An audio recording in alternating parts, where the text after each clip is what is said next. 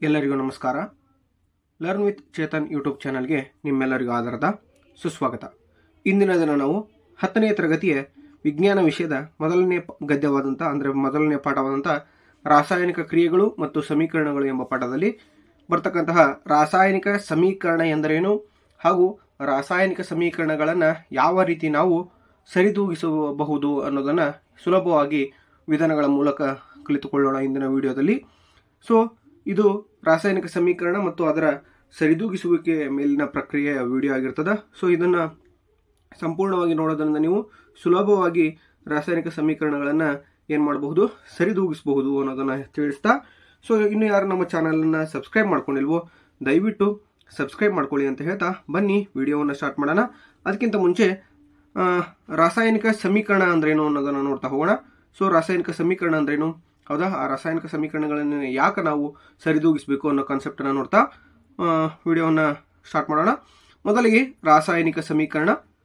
ರಾಸಾಯನಿಕ ಕ್ರಿಯೆಯನ್ನು ಸಂಕ್ಷಿಪ್ತವಾಗಿ ಅಣುಸೂತ್ರಗಳ ರೂಪದಲ್ಲಿ ವ್ಯಕ್ತಪಡಿಸುವ ವಿಧಾನವೇ ರಾಸಾಯನಿಕ ಸಮೀಕರಣ ಆಗಿರ್ತದೆ. ಅಂದರೆ ಯಾವುದೇ ಒಂದು ರಾಸಾಯನಿಕ ಕ್ರಿಯೆ ನಡೆದಿರ್ತದಲ್ಲ ಅದನ್ನು ಏನು ಮಾಡಬೇಕು, ಸಂಕ್ಷಿಪ್ತವಾಗಿ ಅಂದರೆ ಸುಲಭ ರೂಪದಲ್ಲಿ ಯಾವುದರ ಮೂಲಕ, ಅಣುಸೂತ್ರಗಳ ಮೂಲಕ, ಅಂದರೆ ಅಣುಸೂತ್ರಗಳ ರೂಪದಲ್ಲಿ ವ್ಯಕ್ತಪಡಿಸುವ ವಿಧಾನವೇ ಏನಾಗಿರ್ತದೆ, ರಾಸಾಯನಿಕ ಸಮೀಕರಣ ಆಗಿರ್ತದೆ.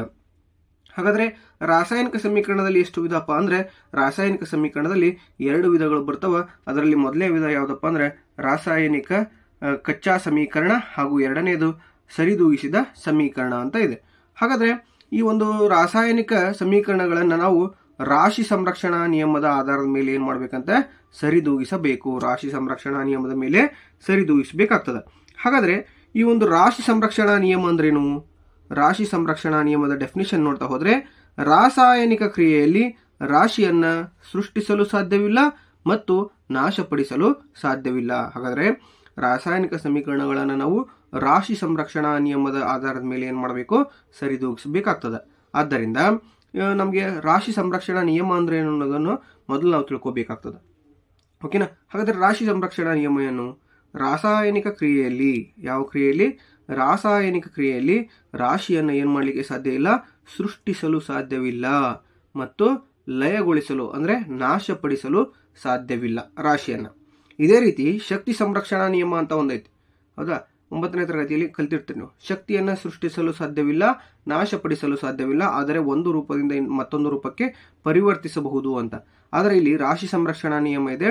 ಈ ರಾಶಿ ಸಂರಕ್ಷಣಾ ನಿಯಮದಲ್ಲಿ ಡೆಫಿನಿಷನ್ ಏನು ಹೇಳ್ತದಪ್ಪ ಅಂದರೆ, ರಾಸಾಯನಿಕ ಕ್ರಿಯೆಯಲ್ಲಿ ರಾಶಿಯನ್ನು ಸೃಷ್ಟಿಸಲು ಸಾಧ್ಯವಿಲ್ಲ ಮತ್ತು ನಾಶಪಡಿಸಲು ಸಾಧ್ಯವಿಲ್ಲ. ಹಾಗಾದರೆ ಇದು ಏನು ಅರ್ಥ ಕೊಡ್ತೈತಿ ರಾಶಿಯನ್ನು ಸೃಷ್ಟಿಸಲು ಅಂದರೆ? ರಾಸಾಯನಿಕ ಕ್ರಿಯೆ ಅಂದರೆ ಸಮೀಕರಣದಲ್ಲಿ 2 ವಿಧಗಳು ಬರ್ತವೆ. ಅಂದರೆ ಮೊದಲನೇದಾಗಿ ನೋಡಿ, ಇಲ್ಲಿ ಒಂದು ಎಕ್ಸಾಂಪಲನ್ನು ಕೊಟ್ಟಿದ್ದೇನೆ ನಾನು. 2mg + O2 ಗಿವ್ಸ್ ಎಷ್ಟು 2mgO, 2mg + O2 2mgO ಅಂತ ಇದೆ. ಓಕೆನಾ? ಹಾಗಾದರೆ ಇಲ್ಲಿ mg ಮತ್ತು O2ಗಳು ಇದಾವೆ. mg ಮತ್ತು O2ಗಳು, mg ಮತ್ತು O2ಗಳನ್ನು ನಾವು ಎಂತ ಕರಿತೀವಪ್ಪ ಅಂದರೆ ಪ್ರತಿವರ್ತಕಗಳು ಎಂದು ಕರಿತೀವಿ. ಎಂತ ಕರಿತೀವಿ? ಪ್ರತಿವರ್ತಕಗಳು. ಇವೆಲ್ಲ ಏನಾಗಿರ್ತವ? ಪ್ರತಿವರ್ತಕಗಳು. ಇವು ಪ್ರತಿವರ್ತಕಗಳು ಆಗ್ತವೆ. ಹಾಗಾದರೆ ಇಲ್ಲಿ mgO ಮತ್ತು 2mgO ಇದೆಯಲ್ಲ, ಇದೇನಪ್ಪ ಅಂದರೆ ಉತ್ಪನ್ನಗಳು ಅಂತ ಕರಿತೇವೆ ನಾವು, ಉತ್ಪನ್ನಗಳು. ಹಾಗಾದರೆ ಪ್ರತಿವರ್ತಕಗಳು ಮತ್ತು ಉತ್ಪನ್ನಗಳು, ಪ್ರತಿವರ್ತಕಗಳಲ್ಲಿ ಮತ್ತು ಉತ್ಪನ್ನಗಳಲ್ಲಿ ರಾಶಿ ಏನಾಗಿರಬೇಕು, 2 ಈಕ್ವಲ್ ಆಗಿರಬೇಕು, ಸಮನಾಗಿರಬೇಕು. ಹಂಗಾಗಿದ್ದರೆ ಮಾತ್ರ ರಾಸಾಯನಿಕ ಸಮೀಕರಣ ಏನಾಗಿರ್ತದೆ, ಸರಿದೂಗಿಸಿರ್ತದೆ. ಇಲ್ಲಾಂದರೆ ಸರಿದೂಗಿಸಿರಂಗಿಲ್ಲ. ಓಕೆನಾ? ಹಾಗಾದರೆ ಇಲ್ಲಿ ಮೊದಲನೇದಾಗಿದೆ mg + O2 ಗಿವ್ಸ್ ಎಷ್ಟು mgO ಅಂತ ಇದೆ. ಇಲ್ಲಿ ನೋಡಿ, ಇದನ್ನು ಯಾವ ರೀತಿ ನಾವು ಸುಲಭವಾಗಿ ಸರಿದೂಗಿಸಬಹುದು ಅಂತ. ಉತ್ಪನ್ನಗಳಲ್ಲಿ ಮತ್ತು ಪ್ರತಿವರ್ತಕದಲ್ಲಿ ರಾಸಾಯನಿಕ ರಾಶಿ ಏನಾಗಿರ್ಬೇಕು, ಸೇಮ್ ಇರಬೇಕು, 2 ಕಡೆ ಅಂದರೆ ಈಕ್ವಲ್ ಆಗಿರಬೇಕು. ಇಲ್ಲಿ O ಎಷ್ಟಿದೆ, ಮೊದಲಿಗೆ ಯಾವುದರ ರಾಶಿ ಹೆಚ್ಚಿದೆ ಅಲ್ಲ ಅದನ್ನು ಮೊದಲು ನಾವೇನು ಮಾಡಬೇಕು, ಸರಿದೂಗಿಸಬೇಕಾಗ್ತದೆ. ಇಲ್ಲಿ ಯಾವುದು ರಾಶಿ ಹೆಚ್ಚಿದೆ? ಓದು ರಾಶಿ, ಆಕ್ಸಿಜನ್ನ ರಾಶಿ ಹೆಚ್ಚಿದೆ. ಎಷ್ಟಿದೆ? 2 ಇದೆ, ಹೌದಾ? ಸೊ ಇಲ್ಲಿ ಆಕ್ಸಿಜನ್ ಎಷ್ಟಿದೆ ನೋಡಿ, 1 ಇದೆ. ಆದ್ದರಿಂದ ಇಲ್ಲಿ ಏನಾಗಬೇಕು, ಆಕ್ಸಿಜನ್ 2 ಐತಿ ಪ್ರತಿವರ್ತಕಗಳಲ್ಲಿ, ಹಾಗೂ ಉತ್ಪನ್ನಗಳಲ್ಲಿ ಆಕ್ಸಿಜನ್ ಏನೈತಿ, 1 ಐತಿ. ಈಗ 1 ಇದ್ದದ್ದು 2 ಆಗ್ಬೇಕಂದ್ರೆ ಏನು ಮಾಡ್ಬೇಕು, ನಾನು 2ರಿಂದ ಗುಣಾಕಾರ ಮಾಡ್ಬೇಕು. 2ರಿಂದ ಗುಣಾಕಾರ ಮಾಡಿದ್ರೆ 2 × 1 ಅಂದರೆ 2 ಆಗ್ತದೆ. ಹಾಗಾಗಿ 2 ಇಲ್ಲಿ ಬರೆದೆ ನಾನು, ಹೌದಾ? ಈಗ ನೋಡಿ, ಆಕ್ಸಿಜನ್ ಪ್ರತಿವರ್ತಕದಲ್ಲಿ 2 ಇದೆ, ಆಕ್ಸಿಜನ್ನ ರಾಶಿ. ಉತ್ಪನ್ನಗಳಲ್ಲೂ ಆಕ್ಸಿಜನ್ನ ರಾಶಿ 2 ಇದೆ. ಸೊ ಇಲ್ಲಿ 2 MgO ಅಂತ ಬರೆದಿದ್ದಾನಲ್ಲ, ಈ 2 ಅನ್ನೋದು ಇವೆರಡರ ಮಧ್ಯೆ ಏನಿರ್ತದೆ, ಮಲ್ಟಿಪ್ಲಿಕೇಶನ್ ಚಿಹ್ನೆ ಇರ್ತದೆ, ಗುಣಾಕಾರದ ಚಿಹ್ನೆ. ಈ ಚಿಹ್ನೆ ಏನು ಮಾಡ್ತದೆ, ಈ 2 Mgಗೂ ಸಂಬಂಧಪಡುತ್ತದೆ ಹಾಗೂ O ಆಕ್ಸಿಜನ್ಗೂ ಸಂಬಂಧಪಡ್ತತಿ. ಇದನ್ನು ನಾವು ಮೊದಲಿಗೆ ತಿಳ್ಕೊಬೇಕಾಗ್ತದೆ. ಹಾಗಾಗಿ 2 O ಆಕ್ಸಿಜನ್ ಆಯಿತು. ಹಾಗೆ ಇಲ್ಲೇ Mg ಏನಾಯ್ತು, ಈಗ 2 ಆಯಿತು, 2 Mg ಆಯಿತು ಮತ್ತು 2 O ಆಯಿತು. O ಏನಾಯಿತು, ಸಮ ಹೊಂದಿತು, ಅಂದರೆ ಸರಿದೂಗಿಸ್ತು. ಆದರೆ Mg ಏನಾಯಿತು, 2 ಇದೆ. ಸೊ ಈ 2 Mg ಇರೋದ್ರಿಂದ ಇಲ್ಲಿ ಕೂಡ Mgಗೆ ನಾವು 2 ಬರೆದ್ರೆ ಸಮೀಕರಣ ಏನಾಗತ್ತಿದ್ದು ಸರಿದೂಗಿಸ್ತದ. ಓಕೆನಾ. 2Mg plus O2 gives rise to 2MgO. ಅಂದರೆ 2 Mg ಪ್ರತಿವರ್ತಕದಲ್ಲಿದೆ, ಅದೇ ರೀತಿ 2 Mg ಉತ್ಪನ್ನಗಳಲ್ಲಿದೆ. 2 ಆಕ್ಸಿಜನ್ ಪ್ರತಿವರ್ತಕದಲ್ಲಿದೆ, 2 ಆಕ್ಸಿಜನ್ ಉತ್ಪನ್ನಗಳಲ್ಲಿದೆ. ಇದು ಸರಿದೂಗಿಸುವ ಸುಲಭ ವಿಧಾನವಾಗಿರ್ತದೆ. ಓಕೆನಾ. ಇದು ಒಂದು ಎಕ್ಸಾಂಪಲ್ ಆಯಿತು. ಈಗ ಇನ್ನೊಂದು ಎಕ್ಸಾಂಪಲ್ ನೋಡ್ತಾ ಹೋಗೋಣ. ಹೆಚ್ಚು ಎಕ್ಸಾಂಪಲ್ಗಳನ್ನು ಪ್ರಾಕ್ಟೀಸ್ ಮಾಡಿದ್ದೇ ಆದಲ್ಲಿ ನಾವು ನಮಗೇನಾಗುತ್ತೆ, ಈಸಿಯಾಗಿ ನಾವು ಪ್ರಾಕ್ಟೀಸನ್ನು ಮಾಡೋದ್ರಿಂದ ಹೆಚ್ಚು ಅಂಕಗಳನ್ನು ಗಳಿಸ್ಬೋದು ಮತ್ತು ಪ್ರಾಕ್ಟೀಸ್ ಮೇಕ್ಸ್ ಮ್ಯಾನ್ ಪರ್ಫೆಕ್ಟ್ ಅಂತ ನಾವು ಹೇಳ್ತೇವೆ. ಓಕೆ, ಇಲ್ಲಿ ನೋಡಿ, FeSO4 gives rise to Fe2O3 plus SO2 plus SO3. ಅಂದರೆ ಫೆರಸ್ ಸಲ್ಫೇಟನ್ನು ನಾವು ಕಾಯಿಸಿದಾಗ ಏನಾಗ್ತದಪ್ಪ ಅಂದರೆ ferric oxide plus sulphur dioxide plus sulphur trioxide ಏನಾಗ್ತದೆ, ಆ ಅನಿಲಗಳು ಬಿಡುಗಡೆ ಆಗ್ತವೆ. ಅದನ್ನು ಬರಿತಾ ಹೋಗೋಣ. Ferrous sulphate FeSO4 gives rise to Fe2O3 plus SO2 plus SO3. ಓಕೆನಾ. ಹಾಗಾದರೆ ಇಲ್ಲಿ ನೋಡಿ, ಪ್ರತಿವರ್ತಕಗಳಲ್ಲಿ ಮತ್ತು ಉತ್ಪನ್ನಗಳಲ್ಲಿ ಏನೇನಾಗಿದಾವೆ ಅಂತ ನೋಡ್ತಾ ಹೋಗೋಣ. ಓಕೆ, ಸೊ ಇಲ್ಲಿ FeSO4 ಅಂತ ಇದೆ. ನಾನು ಮೊದಲೇ ಹೇಳಿದೆ ನಿಮಗೆ, ಯಾವುದರ ರಾಶಿ ಹೆಚ್ಚಿರ್ತದಲ್ಲ ಅದನ್ನು ಮೊದಲು ನಾವೇನು ಮಾಡಬೇಕು, ಸರಿದೂಗಿಸಬೇಕು ಅಂತ. ಹಾಗಾದರೆ ಇಲ್ಲಿ ಯಾವುದರ ರಾಶಿ ಹೆಚ್ಚಿದೆ ನೋಡಿ, ಎಲ್ಲ ಒಂದು ಉತ್ಪನ್ನ ಮತ್ತು ಪ್ರತಿವರ್ತಕಗಳಲ್ಲಿ ಆಕ್ಸಿಜನ್ ರಾಶಿ ಏನಿದೆ ಹೆಚ್ಚಿದೆ, 4 ಇದೆ. ಅದು ಆಕ್ಸಿಜನ್ ಏನಿದೆ ಇಲ್ಲಿ 4 ಇದೆ. ಇಲ್ಲಿ ಪ್ರತಿವರ್ತಕಗಳಲ್ಲಿ ಉತ್ಪನ್ನಗಳಲ್ಲಿ ಎಷ್ಟಿದೆ, O3 ಅಂದರೆ 3 ಇದೆ, ಪ್ಲಸ್ O2 5 ಪ್ಲಸ್ O3 8. ಓಕೆನಾ. ಎಷ್ಟು ಆಕ್ಸಿಜನ್ ಎಷ್ಟಾಯಿತು, ಇಲ್ಲಿ 3, ಇಲ್ಲಿ 2, ಇಲ್ಲೇ 3, ಅಂದರೆ 3 2 5 5 3 8 ಆಕ್ಸಿಜನ್ ಆಯಿತು. ಆಕ್ಸಿಜನ್ ಎಷ್ಟಾಯಿತು, 8 ಆಯಿತು ಎಲ್ಲಿ, ಉತ್ಪನ್ನದಲ್ಲಿ. ಆದರೆ ಪ್ರತಿವರ್ತಕದಲ್ಲಿ ಎಷ್ಟಿದೆ, 4 ಇದೆ. ಓಕೆನಾ. 4 ರಾಶಿ ಐತಲ್ಲ, ಇದು 8 ಆಗ್ಬೇಕಾದ್ರೆ ನಾನು ಏನು ಮಾಡಲಿ, 2ರಿಂದ ಗುಣಾಕಾರ ಮಾಡಬೇಕಾಗ್ತದೆ. ಎಷ್ಟರಿಂದ ಗುಣಾಕಾರ ಮಾಡಬೇಕು, 2ರಿಂದ ಗುಣಾಕಾರ ಮಾಡೋದ್ರಿಂದ 4 2 8 ಆಗ್ತದೆ. ಆ 2ಅನ್ನು ನಾನು ಇಲ್ಲಿ ಬರಿತೀನಿ. ಇವಾಗ ನೋಡ್ರಿ, 2 ಇಂಟು 4 ಏನಾಗ್ತದೆ, 4 2 8. ಅಂದರೆ ಆಕ್ಸಿಜನ್ ಎಷ್ಟಾಯಿತು, 8 ಆಯಿತು. ಪ್ರತಿವರ್ತಕಗಳಲ್ಲಿ 8, ಆಕ್ಸಿಜನ್ ಉತ್ಪನ್ನಗಳಲ್ಲಿ ಆಲ್ರೆಡಿ ಏನಿದೆ, ಆಕ್ಸಿಜನ್ 8 ಇದೆ. ಹಾಗಾದ್ರೆ ನಮ್ಮ ಆಕ್ಸಿಜನ್ ಏನಾಯಿತು, ಸರಿದೂಗಿಸ್ತು. ಇನ್ನು Fe ನೋಡೋಣ. ಈಗ 2Fe ಅಂತ ಬಂತು. ಯಾವುದಿದೆ, 2Fe. ಆಕ್ಸಿಜನ್ ಸರಿ ಹೊಂದಿತ್ತು. ಈಗ Fe ನೋಡಬೇಕಲ್ಲ. ಅಂದರೆ ಯಾಕಪ್ಪ ಅಂದರೆ ಈ 2 Feಗೆ ಸಂಬಂಧಪಡ್ತತಿ, Sಗೂ ಸಲ್ಫರ್ಗೆ ಸಂಬಂಧಪಡ್ತತಿ, ಹಾಗೆ ಆಕ್ಸಿಜನ್ಗೆ ಸಂಬಂಧಪಡ್ತತಿ. ಆದ್ದರಿಂದ ಸೊ Feಗೆ ನೋಡಬೇಕಾಗ್ತದೆ. ಇಲ್ಲಿ 2Fe ಇದೆ ಪ್ರತಿವರ್ತಕಗಳಲ್ಲಿ, ಉತ್ಪನ್ನಗಳಲ್ಲೂ ಕೂಡ Fe2 ಇದೆ. ಅಂದರೆ ಇದು 2 ಸಮ ಹೊಂದಿತ್ತು. Fe ಏನಾಯಿತು, ಸರಿದೂಗಿಸ್ತು. ಇನ್ನು ಉಳಿದಿರೋದೇನಪ್ಪ ಅಂದರೆ ಒಂದು ಸಲ್ಫರ್ ಮಾತ್ರ. ಇಲ್ಲಿ 2 ಸಲ್ಫರ್ ಇದೆ. ಸಲ್ಫರ್ ಎಷ್ಟಿದೆ, 2 ಇದೆ. ಓಕೆನಾ. ಸಲ್ಫರ್ ಎಷ್ಟಿದೆ, ಇಲ್ಲಿ 2 ಇರೋದ್ರಿಂದ ಸೊ ಪ್ರತಿವರ್ತಕಗಳಲ್ಲಿ 2 ಸಲ್ಫರ್ ಇದ್ದಾವೆ. ಉತ್ಪನ್ನಗಳಲ್ಲಿ ನೋಡ್ರಿ, ಇಲ್ಲೊಂದು ಸಲ್ಫರ್ ಐತಿ, ಇಲ್ಲೊಂದು ಸಲ್ಫರ್ ಐತಿ. ಹಾಗಾದರೆ ಇದು ಕೂಡ ಸಮೀಕರಣ ಏನಾಯಿತು, ಸರಿದೂಗಿಸ್ತು. ಅತ್ಯಂತ ಸುಲಭ ವಿಧಾನದಲ್ಲಿ ನಾವು ಇದನ್ನ ಏನು ಮಾಡ್ಬೋದು, ಸಮೀಕರಣವನ್ನು ಸರಿದೂಗಿಸ್ಬೋದು. ಅತ್ಯಂತ ಸುಲಭವಾಗಿರ್ತದೆ. ಸೊ ನಾವೇನು ಮಾಡಬೇಕಾಗ್ತದೆ, ನೋಡಬೇಕಾಗ್ತದೆ, ನೀಟಾಗಿ ಬರಿತಾ ಹೋಗಬೇಕು. ಅದೇ ರೀತಿ ಮುಂದಿನದಾಗಿ ನೋಡಿ, ಸೊ ಇಲ್ಲಿದೆ ಏನಿದೆಯಪ್ಪ, so Fe plus H2O, Fe plus H2O gives rise to Fe3O4 plus H2 ಅಂತ ಇದೆ. ಓಕೆನಾ. Fe plus H2O gives rise to Fe3O4 plus H2. ಇದನ್ನು ಮೊದಲಿಗೆ ನಾವೇನು ಮಾಡೋಣ, ಬರ್ಕೊಂಡ್ಬಿಡೋಣ. Fe plus H2O gives rise to Fe3O4 plus H2 ಅಂತ. ಓಕೆನಾ. ಇದು ಒಂದೊಂದಾಗಿ ಏನು ಮಾಡ್ತಾ ಹೋಗೋಣ, ಸಮೀಕರಣವನ್ನು ಸರಿದೂಗಿಸ್ತಾ ಹೋಗೋಣ. ಓಕೆ. ಸೊ ಇಲ್ಲಿ ನೋಡಿ, ಯಾವುದು ಜಾಸ್ತಿ ಐತಿ ಅದನ್ನು ನೋಡಬೇಕಾಗ್ತದೆ. ಆಕ್ಸಿಜನ್ ಏನಿದೆ, ಜಾಸ್ತಿ ಇದೆ. ಆಕ್ಸಿಜನ್ ಜಾಸ್ತಿ ಇರೋದ್ರಿಂದ ಮೊದಲಿಗೆ ಅದನ್ನು ಸರಿದೂಗಿಸ್ಕೊಂಡ್ಬಿಡೋಣ. ಸೊ ಇಲ್ಲಿ O ಅನ್ನೋದು ಎಷ್ಟಿದೆ, ಆಕ್ಸಿಜನ್ ಎಷ್ಟಿದೆ, 4 ಇದೆ. ಆಕ್ಸಿಜನ್ ಎಷ್ಟಿದೆ, 4 ಇದೆ. ಇಲ್ಲಿ ಆಕ್ಸಿಜನ್ ಎಷ್ಟಿದೆ, ಪ್ರತಿವರ್ತಕಗಳಲ್ಲಿ 1 ಇದೆ. ಹೌದಾ. 1 ಇದ್ದದ್ದು 4 ಆಗಬೇಕಂದ್ರೆ ಏನು ಮಾಡಬೇಕು, ಸೊ 4ರಿಂದ ನಾ ಏನು ಮಾಡಬೇಕು, ಗುಣಾಕಾರ ಮಾಡಬೇಕು. 4ರಿಂದ ಗುಣಾಕಾರ ಮಾಡೋದ್ರಿಂದ ಈ 4 ಹೆಚ್ಚಿಗೆ ಹೈಡ್ರೋಜನ್ಗೆ ಸಂಬಂಧಪಡ್ತೈತಿ, ಆಕ್ಸಿಜನ್ಗೆ ಸಂಬಂಧಪಡುತ್ತೆ. ಹಾಗಾದರೆ ಇಲ್ಲಿ ಆಕ್ಸಿಜನ್ ಎಷ್ಟಾಯಿತು, 4 ಆಯಿತು. ಓಕೆನಾ, ಆಕ್ಸಿಜನ್ ಏನಾಯಿತು, 4 ಆಯಿತು. ಸೊ ಇಲ್ಲಿ ಆಕ್ಸಿಜನ್ ಎಷ್ಟೈತಿ, 4 ಆಯಿತು. ಹಾಗಾದರೆ ಆಕ್ಸಿಜನ್ ಏನಾಯಿತು, ಸರಿದೂಗಿಸ್ತು. ಈಗ ಹೈಡ್ರೋಜನ್ಗೆ ಕಷ್ಟ ಆಯಿತು. ಹೈಡ್ರೋಜನ್ಗೆ ಏನಾಯ್ತು, ಈಗ ಕಷ್ಟ ಆಯಿತು. ಏನು ಕಷ್ಟ ಆಯಿತು? ಸೊ ಇಲ್ಲಿ 4 ಹೈಡ್ರೋಜನ್ ಐತಿ ಮತ್ತು 2 ಆಕ್ಸಿಜನ್ ಐತಿ. 4 ಹೈಡ್ರೋಜನ್ನು ಪ್ಲಸ್ ಆಕ್ಸಿಜನ್ ಕೂಡ 4 ಇರೋದ್ರಿಂದ ಅದನ್ನು ಸ್ವಲ್ಪ ಸಮೀಕರಣವನ್ನು ನಾವೇನು ಮಾಡಬೇಕು, ಸರಿದೂಗಿಸ್ಬೇಕು. ಯಾವ ರೀತಿ ನೋಡ್ತಾ ಹೋಗೋಣ. ಸೊ ಇಲ್ಲಿ 1 ಸೆಕೆಂಡ್ ಕ್ಷಮೆ ಇರಲಿ, ಯಾಕೆ ಬ್ಲರ್ ಬರ್ತಿದೆ.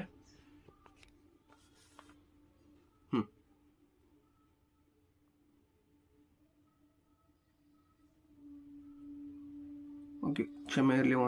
ಹಾಂ, ಸೊ ಏನಿದೆ, 4H2O ಅಂತ ಇದೆ, ಹೌದಾ? ಈ 4 ಹೆಚ್ಚು ಹೈಡ್ರೋಜನ್ಗೆ ಸಂಬಂಧಪಡ್ತೈತಿ, ಅದೇ ರೀತಿ ಆಕ್ಸಿಜನ್ಗೆ ಸಂಬಂಧಪಡೋದ್ರಿಂದ 4 2 8 ಆಗ್ತದೆ. ಇದೇನಾಗ್ತದೆ, 4 2 8 ಆಗ್ತದೆ. 8 ಹೈಡ್ರೋಜನ್ ಆಯಿತು. ಇಲ್ಲಿ ಹೈಡ್ರೋಜನ್ ಎಷ್ಟೈತಿ, 2 ಐತಿ. ಎಷ್ಟೈತಿ, 2 ಐತಿ. ಹೈಡ್ರೋಜನ್ 2 ಇದ್ದದ್ದು 8 ಆಗ್ಬೇಕಂದ್ರೆ ಏನು ಮಾಡಬೇಕು, ಇಂಟು 4ನ್ನ ಇಲ್ಲಿ ಬರಿಬೇಕು ನಾನು. ಇದು ಎಷ್ಟಾಯ್ತಪ್ಪ ಅಂದರೆ 4 2 8 ಆಯಿತು. ಹಾಗಾದರೆ ಹೈಡ್ರೋಜನ್ ಏನಾಯ್ತು, ಇವಾಗ ಸಮೀಕರಣ ಸರಿದೂಗಿಸ್ತು. ಹೈಡ್ರೋಜನ್ ಸರಿದೂಗಿಸ್ತು, ರಾಶಿ ಮತ್ತು ಆಕ್ಸಿಜನ್ ಸರಿದೂಗಿಸ್ತು. ಹಾಗಾದರೆ ಉಳಿದೇನು, ಫೆರಸ್ ಒಂದೇ ಉಳಿತು. ಫೆರಸ್ ಏನಾಯ್ತು, ಉತ್ಪನ್ನಗಳಲ್ಲಿ 3 ಇದೆ. ಫೆರಸ್ ಉತ್ಪನ್ನಗಳಲ್ಲಿ 3 ಇದೆ. ಎಷ್ಟಾಗಬೇಕದು, ಇಲ್ಲಿ ಫೆರಸ್ 3 ಇದೆ ಅಂದರೆ ಪ್ರತಿವರ್ತಗಳಲ್ಲಿ ಫೆರಸ್ ಎಷ್ಟಿರಬೇಕು, 3 ಇರಬೇಕು. ಹಾಗಾದರೆ ಇಲ್ಲಿ ಏನು ಬರೆಯೋಣ, ಸೊ ಇಲ್ಲಿ ಕೂಡ ಏನು ಮಾಡೋಣ, 3 ಬರೆಯೋಣ. 3Fe ಪ್ಲಸ್ Fe3 ಅಂದರೆ ಫೆರಸ್ ಕಬ್ಬಿಣ ಏನಾಯಿತು, 3 ರಾಶಿಯನ್ನು ಹೊಂದಿತ್ತು. ಈಗ ನೆಕ್ಸ್ಟ್ ನೋಡಿ, ಇಲ್ಲಿ ಹೈಡ್ರೋಜನ್ ಎಷ್ಟು ಉಳಿತು, ಹೈಡ್ರೋಜನ್ 8 ಆಯಿತು. ಇಲ್ಲಿ ಕೂಡ ಹೈಡ್ರೋಜನ್ ಏನಾಯಿತು, 8 ಆಯಿತು. ಹಾಗೆ ಆಕ್ಸಿಜನ್ 4 ಐತಿ, ಇಲ್ಲಿ ಆಕ್ಸಿಜನ್ ಏನೈತಿ, 4 ಆಗಿರೋದ್ರಿಂದ ಸಮೀಕರಣ ಏನಾಯಿತು, ಸರಿದೂಗಿಸ್ತು ಅಂತ ನಾವು ಹೇಳ್ತೀವಿ. ಓಕೆ, ಸೊ ಮುಂದಿನ ಪ್ರಶ್ನೆ ನೋಡ್ತಾ ಹೋಗೋಣ. ಮುಂದಿನ ಸಮೀಕರಣ ಅತ್ಯಂತ ಸುಲಭವಾಗಿ ಇದ್ದಾವೆ. ಸೊ ನೀವು ಈಸಿಯಾಗಿ ಏನು ಮಾಡೋದು, ಪ್ರಾಕ್ಟೀಸನ್ನು ಮಾಡೋದ್ರಿಂದ ಹೆಚ್ಚು ಅಂಕಗಳನ್ನು ಗಳಿಸ್ತೀರಿ. ಓಕೆ, ಇನ್ನು 4ನೇ ಪ್ರಶ್ನೆ ನೋಡಿ, ಸಮೀಕರಣವನ್ನು ಸರಿದೂಗಿಸೋದು, ಹೌದಾ? ಇಲ್ಲಿ CH4 plus O2 gives rise CO2 plus H2O ಅಂತ ಇದೆ. ಓಕೆ, ಸೊ ಅದನ್ನು ನೀಟಾಗಿ ಬರಿತಾ ಹೋಗೋಣ. ಸೊ ಯಾವ ರೀತಿಯಪ್ಪ ನೋಡಿ, CH4 plus CH4 plus O2 gives rise CO2 plus H2O.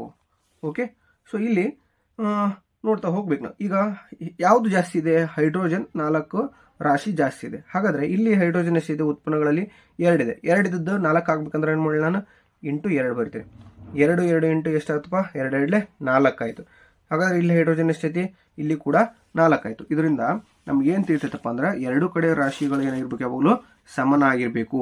ಓಕೆನಾ, 2 ಕಡೆ ಏನಾಗಿರ್ಬೇಕು, ರಾಶಿ ಸಮನಾಗಿರ್ಬೇಕು ಅನ್ನೋದನ್ನು ತಿಳ್ಕೊಬೇಕಾಗ್ತದೆ. ಓಕೆ, ಸೊ ನೆಕ್ಸ್ಟ್ ನೋಡ್ತಾ ಹೋಗೋಣ. ಸೊ ಇಲ್ಲಿ 2 ಆಯಿತು. ಈಗ ನೋಡ್ರಿ, ಹೈಡ್ರೋಜನ್ ಸಮ ಹೊಂದಿತ್ತಾ. ಸೊ ನೆಕ್ಸ್ಟ್ ಕಾನ್ಸೆಪ್ಟ್ ಏನೈತಿ, ಆಕ್ಸಿಜನ್ ಐತಿ. ಆಕ್ಸಿಜನ್ ಎಷ್ಟೈತಿ, ಇಲ್ಲಿ 2 ಇದೆ. ಇಲ್ಲಿ ಆಕ್ಸಿಜನ್ ಎಷ್ಟಿದೆ, ಇಲ್ಲಿ 2 ಇದೆ. ಹಾಗಾದರೆ ಆಕ್ಸಿಜನ್ ಏನಿತ್ತು, ಸರಿದೂಗಿದೆ ಆಲ್ರೆಡಿ. ಇನ್ನು ಕಾರ್ಬನ್ ಎಷ್ಟಿದೆ, ಇಲ್ಲಿ 1 ಇದೆ. ಸೊ ಇಲ್ಲಿ ಎಷ್ಟಿದೆ ಕಾರ್ಬನ್ನು, ಇಲ್ಲಿ 1 ಇದೆ. ಹಾಗಾದರೆ ಸಮೀಕರಣ ಏನಿದೆ, ಸಮೀಕರಣ ಸರಿದೂಗಿಸಿದೆ ಅಂತ ನಾವು ಈಸಿಯಾಗಿ ಫೈಂಡ್ ಔಟ್ ಮಾಡಬಹುದು. ಇನ್ನು ನೆಕ್ಸ್ಟ್ ನೋಡ್ರಿ, ಲೆಡ್ ನೈಟ್ರೇಟ್ ಅಂತ ಇದೆ. PbNO3 twice gives rise to PbO plus NO2 plus O2 ಅಂತ ಇದೆ. PbNO3 twice plus gives rise to PbO plus NO2 plus O2 ಅಂತ ಇದೆ. ಹಾಗಾದರೆ ಇದನ್ನು ಯಾವ ರೀತಿಯಾಗಿ ಸಮೀಕರಣವನ್ನು ಸರಿದೂಗಿಸೋಣ, ಅದನ್ನ ಸ್ವಲ್ಪ ನೋಡ್ತಾ ಹೋಗೋಣ. ಸೊ ಇಲ್ಲಿ ಹೆಚ್ಚು ರಾಶಿ ಯಾವುದು ಹೊಂದಿದೆ ಅಂದರೆ ಆಕ್ಸಿಜನ್ ಹೊಂದಿದೆ. 6 ಇದೆ. ಆಕ್ಸಿಜನ್ ಎಷ್ಟಿದೆ, ಇಲ್ಲಿ 6 ಇದೆ. ಇಲ್ಲಿ ಆಕ್ಸಿಜನ್ ಎಷ್ಟಿದೆ, 2 ಇದೆ. 1 ಇದೆ. ಸೊ ಇಲ್ಲಿ ಆಕ್ಸಿಜನ್ ಎಷ್ಟಿದೆ, 2 ಪ್ಲಸ್ 2 4 1 5 ಆಯಿತು. ಹೌದಾ, ಇಲ್ಲಿ 1 ಇದ್ದದನ್ನು 2 ಮಾಡಬೇಕು ನಾನು. ಒಟ್ಟು ಇಲ್ಲಿ 6 ಇದೆ, ಸೊ ಇಲ್ಲಿ 6 ಆಗಬೇಕು. ಸೊ 2 ಬರ್ದೆ ನಾನು. ಸೊ ಇದು 2 ಆಕ್ಸಿಜನ್, ಇದು 2 ಆಕ್ಸಿಜನ್, ಇದು 2 ಆಕ್ಸಿಜನ್. ಒಟ್ಟು ಟೋಟಲ್ ಆಗಿ ಎಷ್ಟಾಯಿತು, 6 ಆಕ್ಸಿಜನ್. ಎಷ್ಟಾಯಿತು, ಆಕ್ಸಿಜನ್ 6 ಆಯಿತು. ಎಲ್ಲಿ, ಉತ್ಪನ್ನಗಳಲ್ಲಿ. ಇನ್ನು ಪ್ರತಿವರ್ತಕದಲ್ಲಿ ಎಷ್ಟಿದೆ, 3 × 2 ಅನ್ನೋದನ್ನು ಕನ್ಸಿಡರ್ ಮಾಡಿದರೆ ಇಲ್ಲಿ ಕೂಡ ಏನಾಯಿತು, 6 ಬಂತು. ಓಕೆನಾ. ಸೊ ಹಾಗಾದರೆ ಆಕ್ಸಿಜನ್ ಏನಾಯಿತು, ಸರಿದೂಗಿಸ್ತು. ಇನ್ನು ಉಳಿದಿದ್ದು ಯಾವುದಪ್ಪ ಅಂದರೆ ನೈಟ್ರೋಜನ್. ನೋಡ್ರಿ, ನೈಟ್ರೋಜನ್ ಎಷ್ಟಿದೆ, ನೈಟ್ರೋಜನ್ ಇಲ್ಲಿ 2 ಇದೆ. ನೈಟ್ರೋಜನ್ ಬ್ರಾಕೆಟ್ ಹೊರಭಾಗದಲ್ಲಿ ಇದೆ ಅಂದರೆ ಇವೆರಡಕ್ಕೂ ಸಂಬಂಧಪಡ್ತೈತಿ. ಸೊ ನೈಟ್ರೋಜನ್ 2 ಇದೆ. ಇಲ್ಲಿ ನೈಟ್ರೋಜನ್ ಏನಿದೆ, 1 ಇದೆ. ಓಕೆನಾ. ಇಲ್ಲಿ ಏನಾಗಬೇಕು, ನೈಟ್ರೋಜನ್ ಇಲ್ಲಿ ಕೂಡ 2 ಆಗಬೇಕು.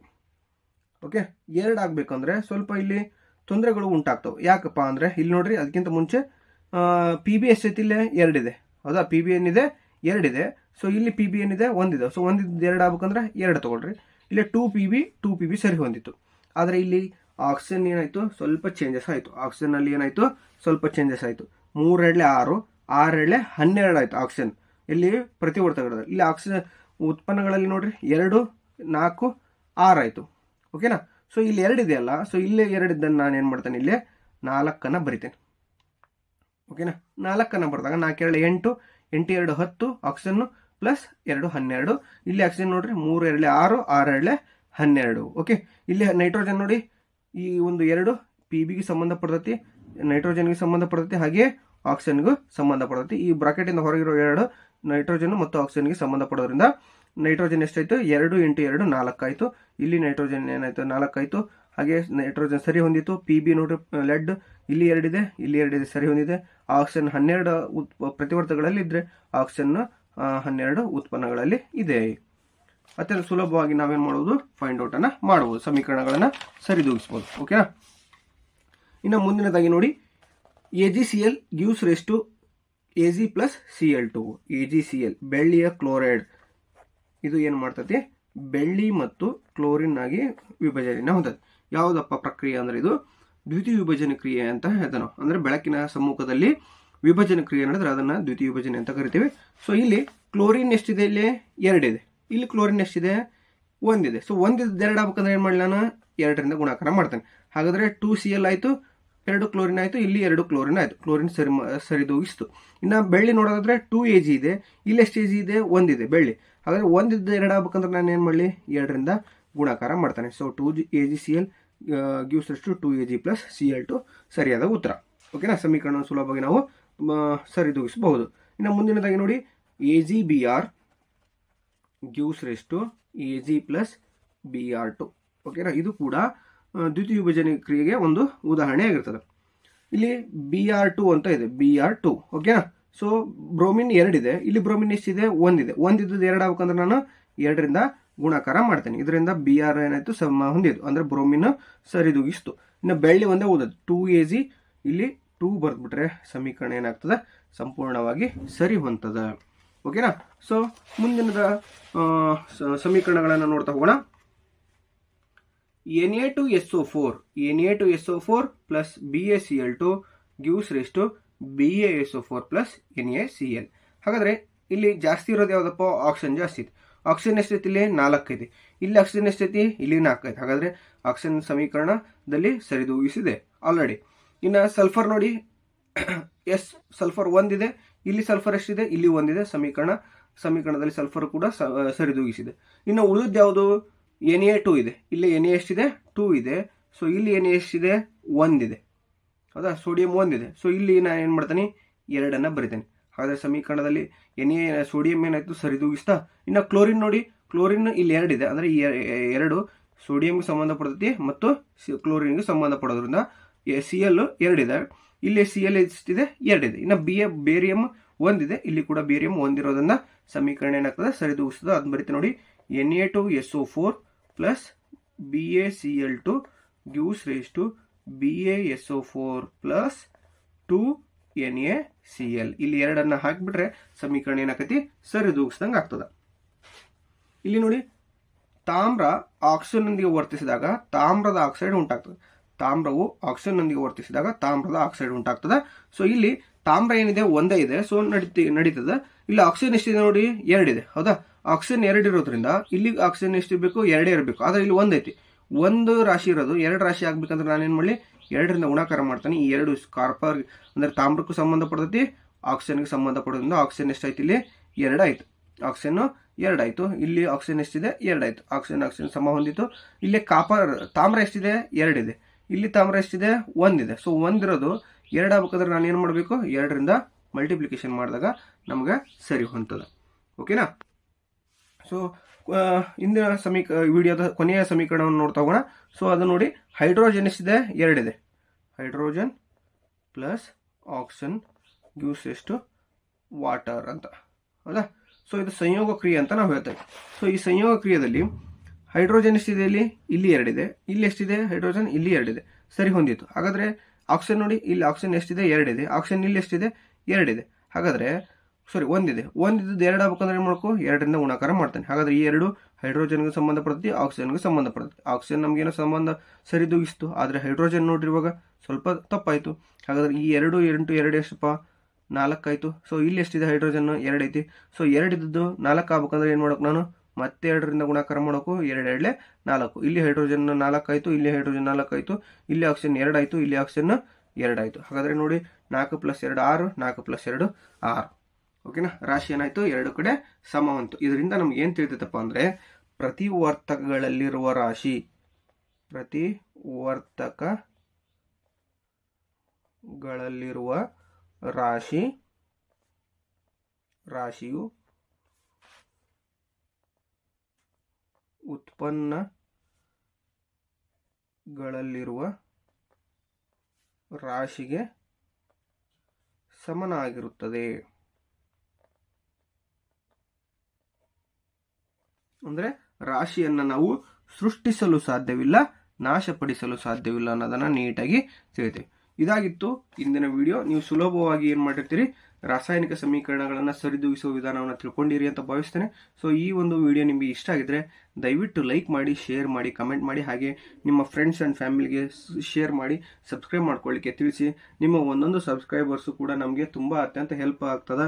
ನಿಮಗೂ ಕೂಡ ಹೆಚ್ಚು ವಿಡಿಯೋಗಳನ್ನು ಮಾಡಲಿಕ್ಕೆ ನಮಗೆ ಒಂದು ಹುರುಪು ಸಿಗ್ತದೆ. ಸೊ ಹಾಗಾಗಿ ದಯವಿಟ್ಟು ವಿಡಿಯೋವನ್ನು ಲೈಕ್ ಮಾಡಿ, ಶೇರ್ ಮಾಡಿ, ಸಬ್ಸ್ಕ್ರೈಬ್ ಮಾಡ್ಕೊಳ್ಳೋದನ್ನು ದಯವಿಟ್ಟು ಮರಿಬೇಡಿ ಅಂತ ಹೇಳ್ತಾ, ಇಷ್ಟೊತ್ತು ವಿಡಿಯೋವನ್ನು ನೋಡಿರ್ತಕ್ಕಂಥ ನಿಮ್ಮೆಲ್ಲರಿಗೂ ಕೂಡ ತುಂಬ ಹೃದಯದ ಧನ್ಯವಾದಗಳನ್ನು ತಿಳಿಸ್ತಾ ಇಲ್ಲಿಗೆ ವಿಡಿಯೋವನ್ನು ಮುಕ್ತಾಯಗೊಳಿಸ್ತಾ ಇದ್ವಿ. Thank you so much.